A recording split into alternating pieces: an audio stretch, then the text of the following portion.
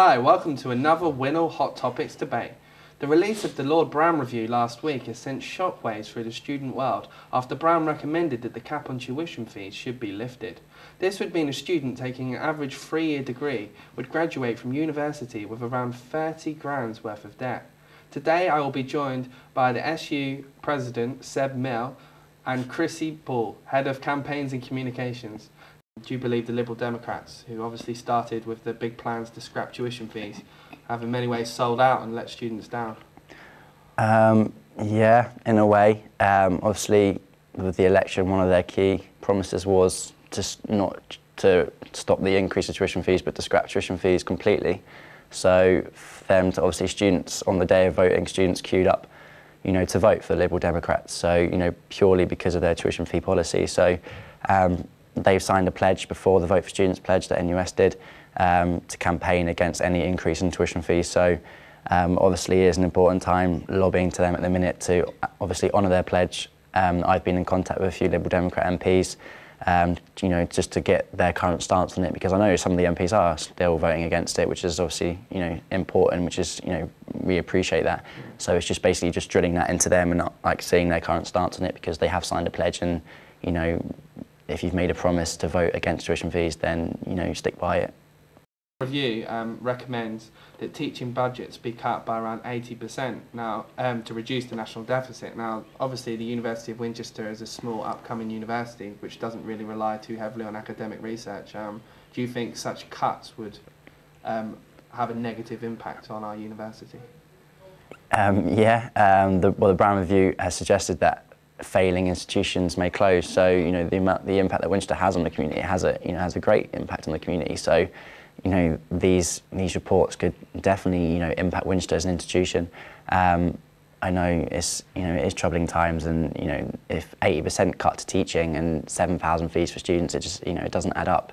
I know MPs want world-class universities, want world-class in teaching, but if universities are going to face 25% in cuts, and they're going to face 80% in teaching cuts, and they're charging students £7,000, £8,000, whatever it is. Obviously, we don't know for sure yet, but it isn't fair. So I think the thing that bothers me about it in terms of like the University of Winchester is that one of the things that we actually pride ourselves on here is because we are smaller, we have more of a community feel, and it is very welcoming, and we've just been helping with open days for the university, and that's one thing that walking around talking to people that are prospective students have felt that, as well as like the students that are already here are saying that.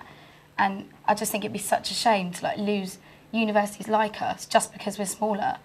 But if these cuts come into play, then yeah, it would worry me, the future of it. Obviously, we don't know what the university are going to do yet in regards to, because if the tuition fee cap is just completely removed, then it's variable. Universities can charge what they like as such. So we don't know what the university are going to do yet in terms of that. We need to sit down with the Vice Chancellor and meet them in terms of that. But as far as it says failing institutions can close, so it is going to have a massive impact on universities such as Winchester. So.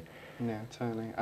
Well, it's believed that the business secretary, Vince Cable, obviously of the Liberal Democrats, who previously withdrew his backing of graduate tax, he believes that a cap of £7,000 a year will be manageable for the average student and best for the country economically. Do you guys think this sort of cap is sustainable and manageable for students? I think it's going to put a lot of people off. When I was coming to university, I came in 2007, so I was the second year to have the top-up fee as it was, and it was putting people off in my year group. Yeah. We were all worried about our debts then, and even throughout my university life, it has concerned me how much I'm going to come out with. I've got older sisters who are in their late 20s, early 30s, and they're still paying it back, and they were on the old system where it was like 1,000 something. Yeah. A two-tier education structure is not going to work. If with them charging what they like, that it's going to deter people from poor backgrounds. I know there's been surveys out about it's like 90% of students will consider going to university, full stop. And how is that fair if students should go to university because they have the passion to succeed, they have the ability to succeed, not because of if they can afford it. Yeah. If universities charge, such different levels, and it's a two-tier education, it's going to deter those from the poorest background. It's not fair. Any changes to our universities are unlikely to take full effect till 2012. My final question to you guys, would be, what is the Student Union's official position towards the Browne Review and any potential changes, and how will you guys be reacting? I'll let Christy talk about the national demo in a minute, but obviously we are obviously against the the Browne Review as it's come out. I feel proud to be part of the student movement at this time because all the student unions are coming together.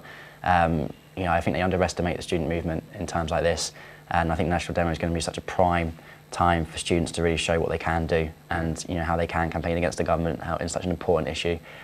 We are, like I said, the national demo. It's on the 10th of November. I'll let Christy talk about it, but we're currently building up interest in that. Yeah, we have coaches booked, and we are prepared to take any students that are as passionate about this as ourselves with us to London to join with other unions and march through the streets of London, just to prove we're not going to throw our toys out the pram. That's not the reason we're going. Is to be a presence and to say, actually, we are the future and we do care. And stay tuned for Winchester for next week's episode of Hot Topics and the best student journalism around.